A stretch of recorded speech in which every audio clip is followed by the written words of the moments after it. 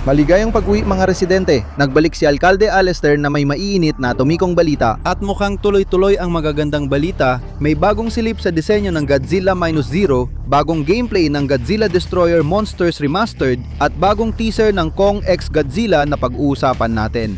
May ilang eksklusibong detalye tungkol sa ride at kung paano ito mas astig kaysa sa inaasahan. Bago natin talakayin ng iba, nais lang nasyonal banggitin ang pagpanaw ni Sam Neill. Ilang araw na ang nakalipas, ang aktor na gumanap bilang Alan Grant ay pumanaw sa pulmonya sa edad na 78 matapos gumaling mula sa cancer. Ikinagulat ng lahat ang balita at marami ang nadama ang pagkawala ng isang alamat. Ang sigasig niya sa paleontology bilang Dr. Grant, isa sa mga dahilan ng pagkahilig ko sa dinosaur noon. Kaya di ko alam kung sino ako kung wala siya. Siyempre, lumaki akong mahilig sa pelikula, kaya marami pang ibang papel na nasubaybayan ko siya. Mapa Omen 3 Man, Event Horizon, o isa sa mga paborito ko, ang Hunt for the Wilder People. Hindi ko siya personal na nakilala, pero di ko makakalimutan ang interaksyon namin sa Twitter. Mas mabigat ang pagkawala niya dahil isa siyang mabuti at mabait na tao na gustong pagandahin ang mundo at nagawa niya yon. Kahit wala na siya, iniwan niya tayo ng maraming alaala at kwento na habang buhay nating dadalhin. Pero kahit masakit ang pagpanaw ni Sam Neill, napakagandang regalo na iniwan niya sa atin ang huling pagganap niya sa Godzilla x Kong Supernova.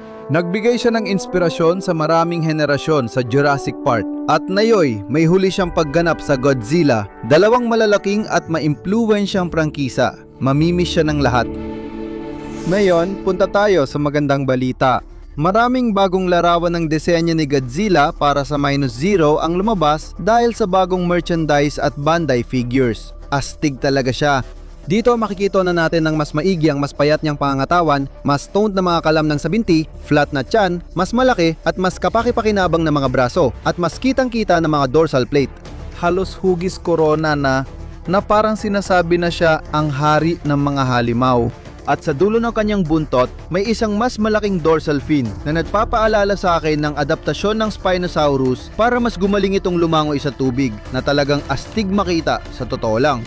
Isang bagay na di masyadong napag-uusapan ay sa base ng buntot niya, may malalaking magagaspang na plato na nakausli ng pahalang, parang matutulis na plating ng Polycanthus. Napaka-unique na katangiang ito na wala pa akong nakita sa ibang Godzilla designs. Interesado rin ako kung paano ito makakaapekto sa laban niya sa ibang higanteng halimaw. Kung may ayaw ako sa disenyo, yun ay ang laki ng mga paa niya. Sobrang laki talaga at parang inuulit ni Yamasaki ang ganitong tema sa mga disenyo niya. Mahilig siya sa malalaking paa at sa Minus One ay hindi ganoon kalala dahil mataba rin katawan niya. Pero dito ay nakakatawa na. Parang disenyo ng ride na pinagkunan nito ng inspirasyon. Sa palagay ko, bilang paggalang sa orihinal na tokusatsu costumes na malalaki rin ang padded na paa, pero ito ay sumobra na. Astig din na parehong Legendary at Toho ay may magagandang katangian ng isa't isa. Malaking tagahanga si Yamasaki ng Monsterverse at halata ang inspirasyon niya mula sa Goji Evo sa bagong mas payat at mabilis na disenyo. Hindi ito unang beses na pumayat si Godzilla, pero tingnan mo siya, parang lalaki nakakita ng ginto. Nagkaroon tayo ng bagong tingin dahil sa promo ng Godzilla Store sa Nagoya kung saan itatayo ang 2.6 na metrong estatwa ng bagong Minus Zero na disenyo para sa publiko. Ang astig niya tingnan. Mas gusto ko ang boxy na disenyo ng ulo kaysa sa bilugang itsura ng Minus One. Sa tingin mo, upgrade o downgrade ang design? Comment sa ibaba. Inasahan naming mas madalas naming makita si Minus Zero habang papalapit ang San Diego Comic Con ngayong buwan dahil inaasahan ding may presensya roon ang Toho. Kaya abangan ninyo ang posibleng buong trailer na paparating na. Ngayon, pag-usapan natin ang matagal nang hinihintay ng mga Goji fans, ang remastered na Godzilla Destroyer Monsters Melee. Simula nang i-anunsyo ito, paunti-unti lang ang impormasyong nakuha natin at wala pang ibang aktwal na larawan ng laro. Hanggang ngayon, may bago na tayong mga larawan ng laro at sa tingin ko, mas maganda na ang itsura nito. May larawan tayo ng Heisei Godzilla sa gabi sa isang lungsod at mukhang binago o binigyan siya ng bagong modelo. Yung ulo niya particular ay mas mukhang eksakto sa totoong suit. Gusto ko rin talaga yung itsura ng gabi dito kasi kulay aso lang paligid at lahat. Sunod, unang beses nating makikita si Destroyer at Rodan at parehong maganda ang itsura nila. Maganda rin ang update sa klasikong disenyo ng Destroyer monster. Ngayon, mas tama na ang kulay ni Destroyer. Mas pulang itsura niya kaysa dati niyang asulila. Bukod pa rito, mas buhay na buhay ang mapa kumpara sa nakita natin sa unang trailer at mas kaunti na rin ang fog kaysa dati. Sunod, unang beses natin makikita si Ghidorah sa Vortak Mothership na sobrang astig. Di na ako makapaghintay na durugin yon.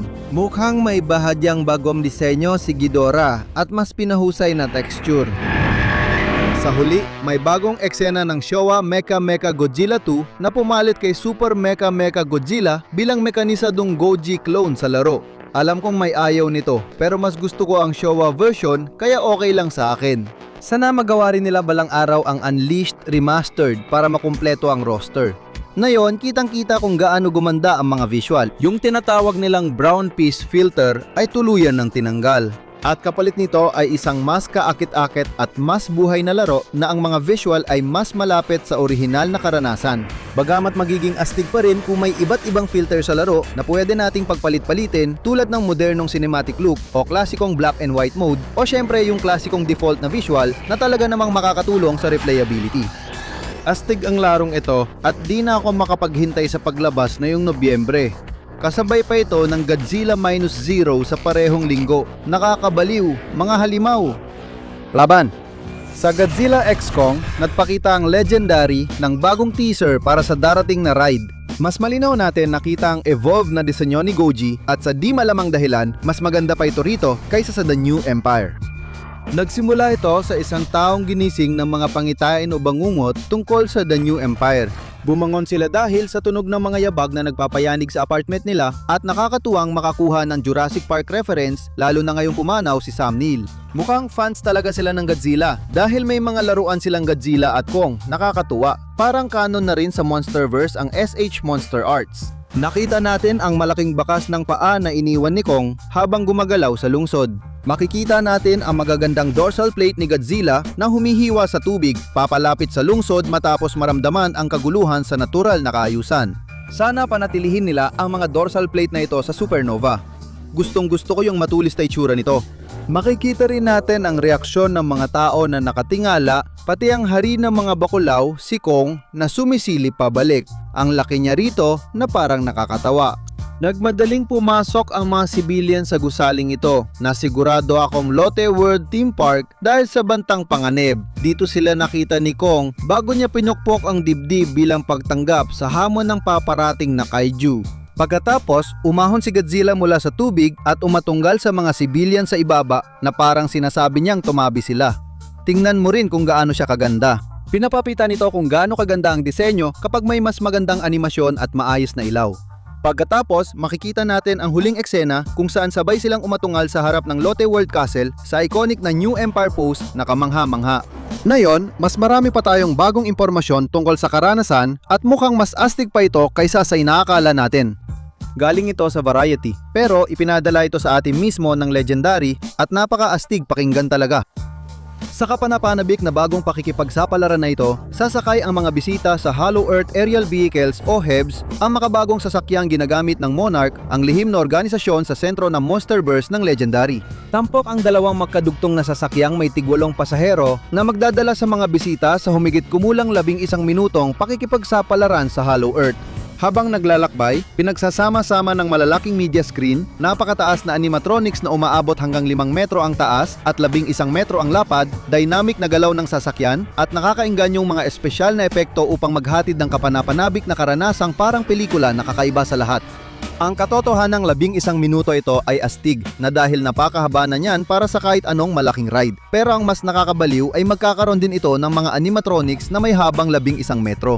Mukhang malapit ito sa Jurassic World Ride dahil pinagsasama ang digital screens at animatronics para sa isang nakakaingganyong at kamanghamanghang karanasan. Kailangan ko na itong makita. Nagtataka ako kung ano ang mga ginawang animatronics. Ang naiisip ko lang ay baka kamay ni Kong yon o baka mga mata niya na sumisilip sa gusali o kung anuman. Ang mga bisita ay nagiging recruit ng Monarch, lihim na organisasyong nag-aaral ng mga Titan at magsisimula ng misyon sa Hollow Earth kung saan makikita nila si Kong. Ang kwento ng Kong laban kay. Ang Godzilla The Ride ay nakatutok kay Kong, kaya Kong versus Godzilla ang ginamit, hindi Godzilla versus Kong gaya ng Monsterverse movies. Hindi ako sigurado kung totoo dahil parang pelikula talaga ni Kong ang The New Empire, pero si Godzilla pa rin ang unang nasa pamagat. Sigurado akong nauna si Kong dito dahil masikat siya sa lugar na yon. Sa tulong ni Kong, ipinagpapatuloy ng mga bisita ang kanilang paggalugad sa Hollow Earth hanggang sa maging delikado ang kanilang misyon nang pakawalan ng nakakatakot na Titan na si Shimo ang kanyang nakamamatay na kapangyarihan sa yelo. Habang tumitindi ang labanan, sumama si Godzilla kay Kong sa isang epikong paghaharap para iligtas ang Hollow Earth. Habang nasa gitna ng aksyon, nakikipaglaban ang mga bisita kasama ang mga alamat na Titan, tinatapos ang kanilang misyon at nakakamit ang kanilang pwesto bilang opisyal na ahente ng Monarch. Medyo nalilito ako ngayon kasi napag-usapan na nating hindi kontrabida si Shimo. Gusto kong malaman kung kinokontrol siya ng ibang halimaw o may dahilan sa pagtatago kay Scar King sa ride description. Malamang na hindi kanon ang ride na ito, kaya maliit lang ang issue. Hangulang ito sa ilang bahagi ng kwento para sa bagong immersive na karanasan na okay lang. Sana hindi gawing kontrabida si Shimo. Magbubukas na ang ride sa Hulyo 24 sino kaya unang sasakay. Umasa akong ako yon, pero baka maunahan ako ng mga taga South Korea. Nakakainis. Tama ka, hindi ito mundo nila. Iyan lang para sa atomic na balita ngayong araw. May mga astig talagang bagay dito mula sa bagong disenyo ni Godzilla, bagong remastered na screenshots ng Destroyer Monsters, at maraming bagong impormasyon tungkol sa Godzilla ride na yon. Masasabi nating marami talagang dapat ikatuwa ang mga tagahanga. Nakakalungkot ang pagpanaw ni Sam Neill, pero dapat nating tandaan ang kanyang mga ambag sa industriya. May isa pa tayong pelikula na aabangan mula sa kanya, ang Godzilla x Kong Supernova, bilang huling regalo ng isang kahangahangang aktor at papupugay sa kanyang pamana. Manonood ka ba ng pelikula ni Sam Neill na yung may balita? Sabihin mo sa comments. Ako, napanood ko na agad ang Jurassic Park. Huwag kalimutang mag-subscribe at pindutin ang notification button para sa nangungunang source ng balita tungkol sa mga halimaw. At siguraduhin ding bigyan kami ng isang malaking thumbs up na kasing laki ni Kong. Ako si Mayor Alistair at magkikita tayo muli mga residente sa susunod.